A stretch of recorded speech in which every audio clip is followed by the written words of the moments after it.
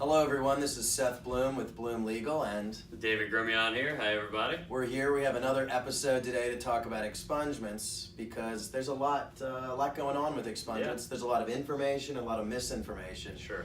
David, how often, I've been practicing 15 years, you're what, almost 4 years? Almost 4 years. How many times do we get this call? Hey, I'm applying to a job next week. I want to be an Air Force mechanic, or I just need to apply to a job, in 2 weeks, and I need my record expunged. That was from a decade ago. Probably 3 to 5 times a week, if I had to guess. He's exaggerating. Maybe I'm going to go 10 times a month. But it happens often, and usually people don't think about getting their record cleared or an expungement unless they're applying for a job where it becomes an issue. Yeah, as an attorney, certainly we make more money, but it's another process to get things expunged.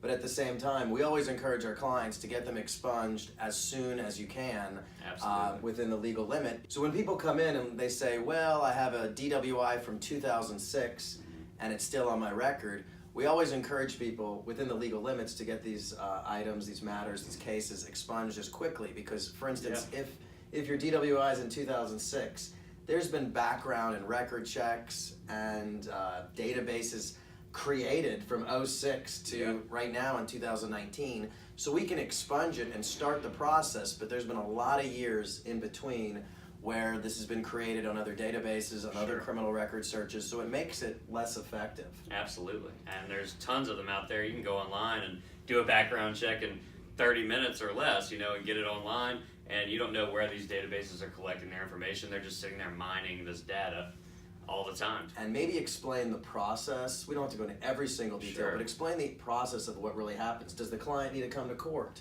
Yeah, and typically the client does not. For the most part, we can appear on your behalf. It's a very paperwork heavy and time consuming process. There's usually 2 motions that need to be filed on our part. They usually take a minimum 2 to 3 months for the entire process to complete, more like 4 to 6.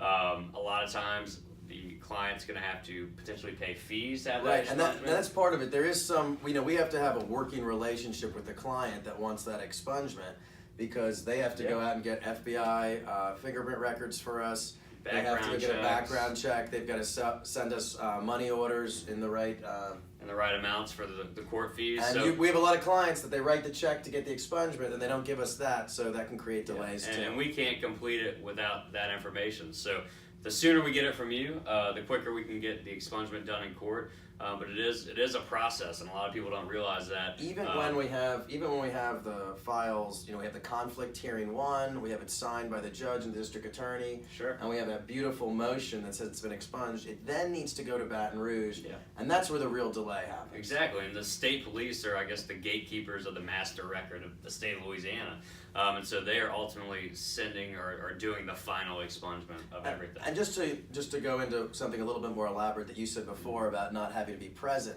a lot of times we're talking about party crimes, we're talking about a DWI 1, a drug possession 1 that was years ago, you don't have a record.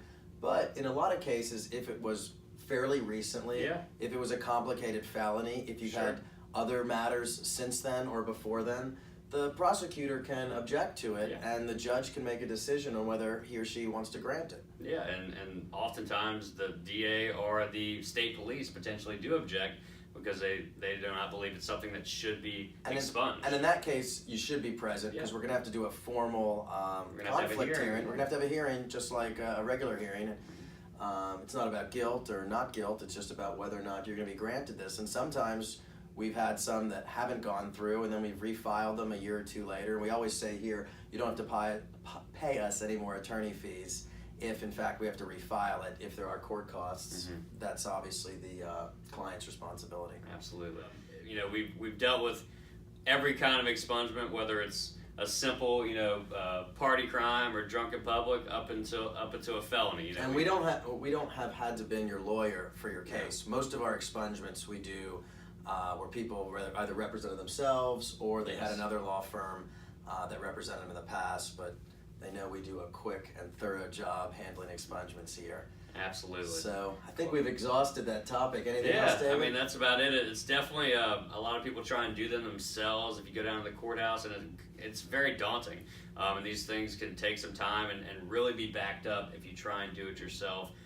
Even just one clerical error can back it up 3-6 more months. Right. So it's And we've corrected a lot of people that have tried to do it themselves, because sometimes the clerks will just be like, oh, you just have to fill out a form, and don't really appreciate the whole process. Yes. I mean, there's a lot of things in life you can do yourself. I mean, you know, I got And a roof a couple years ago, and I decided not to do it myself. Yeah, but if you want it done as quick as possible and done correctly to where it's going to go through, give us a call, 504-599-9997 or bloomlegal.com, and we'd be happy to discuss it with you.